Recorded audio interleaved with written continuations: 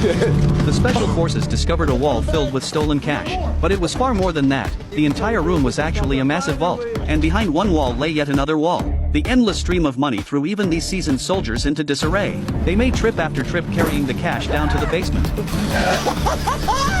Trucks were packed to the brim. It was time to retreat, but the squad leader refused to stop. He kept tearing down walls. He'd never seen so much money in his life until his teammates finally persuaded him to halt. Then they headed for the extraction point. The scheduled plane arrived on time, but as they loaded the money bags onto the aircraft, disaster struck. The weight far exceeded the plane's capacity. The stolen cash totaled $300 million in cash, weighing 3 tons. Yet they had to fly over the Andes Mountains, where altitudes reached 6,000 meters. Yet no one was willing to abandon the mission. So they decided to take the risk and took off with the 3 tons of cash. For safety, they maintained an altitude of 500 meters. But as they approached the mountains, the plane began to shake slightly during the climb. The pressure on the aircraft grew heavier, yet they had to cross the highest peaks to reach the other side of the ocean and complete their mission. As the aircraft reached its maximum altitude limit, the vibrations grew more violent. The engines emitted strange noises. To survive, they had no choice but to jettison $100 million out the window. With the weight reduced, the plane rapidly gained altitude.